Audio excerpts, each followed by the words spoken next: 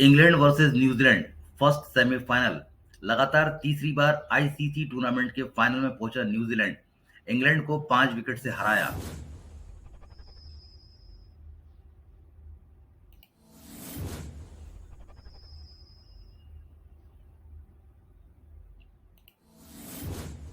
टी20 world cup के पहले semifinal match में न्यूजीलैंड ने इंग्लैंड को 5 विकेट से हराकर इस टूर्नामेंट के इतिहास में पहली बार फाइनल में जगह बना ली है। टॉस गंवाकर पहले खेलते हुए इंग्लैंड ने 4 विकेट के नुकसान पर 166 रनों का स्कोर बनाया। 167 रनों के टारगेट को कीवी टीम ने रोमांचक अंदाज में 19 ओवर में 5 विकेट के नुकसान पर हासिल कर लिया।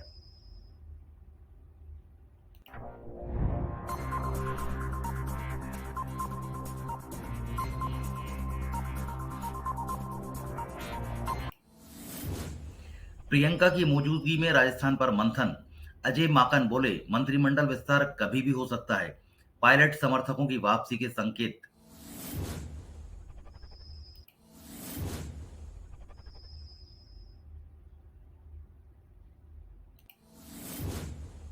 राजस्थान में मंत्रिमंडल विस्तार और सियासी नियुक्तियों को लेकर एक बार फिर सरगर्मियां बढ़ गई हैं। मुख्यमंत्री अशोक गहलोत के दिल्ली दौरे के बाद अब मंत्रिमंडल विस्तार के रोड मैप को मंजूरी मिलने की संभावना बताई जा रही है।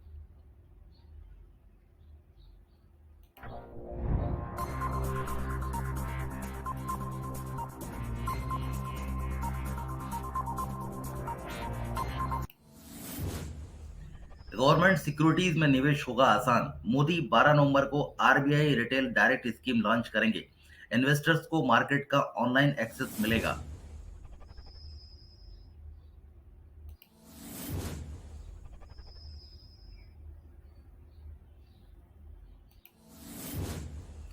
गवर्नमेंट सिक्योरिटीज में रिटेल पार्टिसिपेशन बढ़ाने के लिए प्रधानमंत्री नरेंद्र मोदी शुक्रवार को RBI retail direct scheme launch करेंगे। इस स्कीम के तहत रिटेल इन्वेस्टर्स को प्राइमरी और सेकेंडरी दोनों गवर्नमेंट सिक्योरिटीज मार्केट का ऑनलाइन एक्सेस मिलेगा। ये अब तक केवल चुनिंदा निवेशकों जैसे बैंक और संस्थागत निवेशकों के लिए ही खुले थे।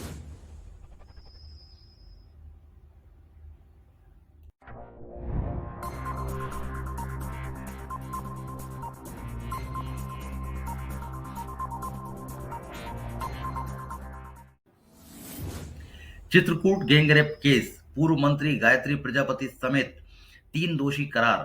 एमपी एमएलए कोर्ट 12 नवंबर को सुनाएगी सजा। 4 आरोपी बरी।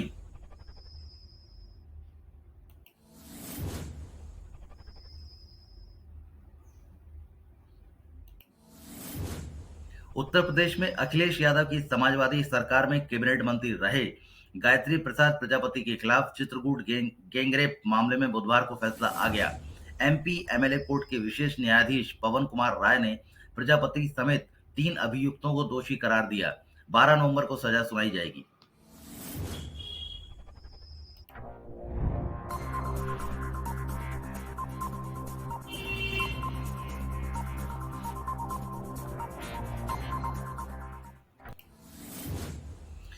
चिदंबरम में सुप्रीम कोर्ट के फैसले पर उठाए सवाल। कहा, शर्म आती है कहते हुए कि किसी ने बाबरी मस्जिद नहीं गिराई।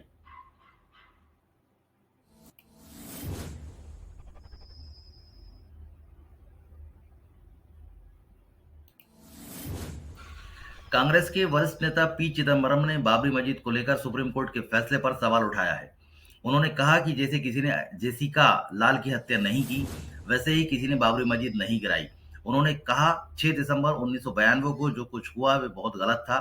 इसने हमारे संविधान को बदनाम किया। 1 साल या उसके भीतर सभी आरोपियों को बरी कर दिया गया।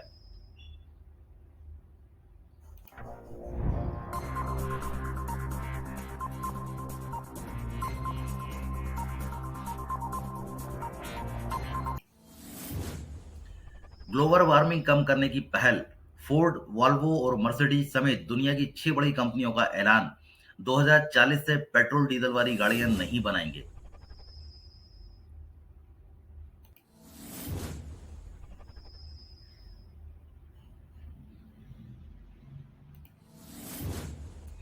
ग्लोबल वार्मिंग और पर्यावरण प्रदूषण जैसी चुनौतियों से निपटने के लिए दुनिया की 6 दिग्गज कंपनियों ने बुधवार को बड़ा फैसला लिया है। इन कंपनियों ने यह फैसला ब्रिटेन के ग्लासगो में चल रहे COP26 की मीटिंग में लिया। इस फैसले को ग्लोबल वार्मिंग कम करने में एक सार्थक पहल के तौर पर देखा जा रहा है।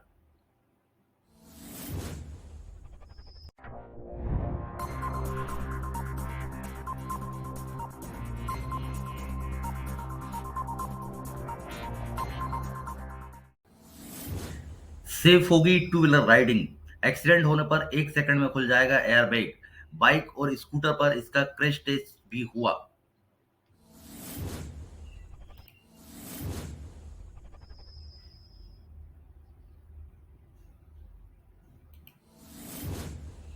राइडर की सेफ्टी के लिए टू व्हीलर में भी जल्द एयरबैग मिलेगा। इसके लिए ऑटो कंपनी पियाजियो और ऑटोमेटिक सेफ्टी सिस्टम देने वाली कंपनी ऑटो लिव ने हाथ मिलाया है। दोनों कंपनियां टू व्हीलर के लिए ऐसी एयरबैग टेक्नोलॉजी पर काम कर रही हैं जो एक्सीडेंट होने पर फौरन खुल जाएगा। ये राइडर को चोट से बचाएगा।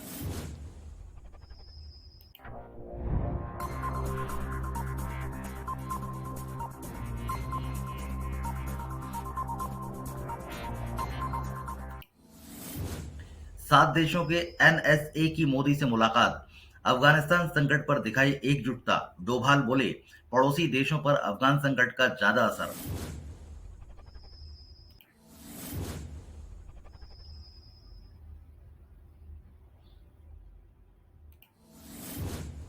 तालिबान के अफगानिस्तान की सत्ता पर काबिज होने के बाद पैदा हुए हालात को लेकर नई दिल्ली में भारत समेत 8 देशों के राष्ट्रीय सुरक्षा सलाहकारों की मीटिंग हुई।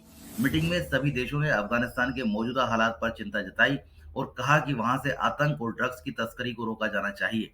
मीटिंग के बाद सभी एनएसए ने प्रधानमंत्री नरेंद्र मोदी से भी मुलाकात की।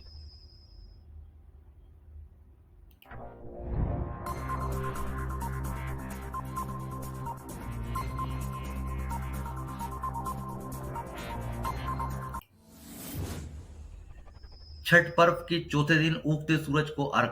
पुरुष भी रखते हैं 36 घंटे का निर्जला व्रत। घाट पर मिट जाता है जातियों का भेदभाव।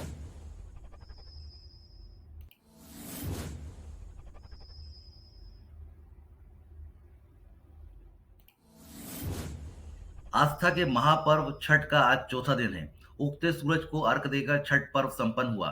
इससे पहले छठ के तीसरे दिन बिहार, बंगाल, नेपाल, दिल्ली और उत्तर प्रदेश समेत दुनिया के तमाम हिस्सों में डूबते सूरज को अर्घ दिया गया। ये एक लोकल त्योहार है जो बिहार के लोगों के दुनिया भर में फैलने के साथ तेजी से ग्लोबल होता जा रहा है।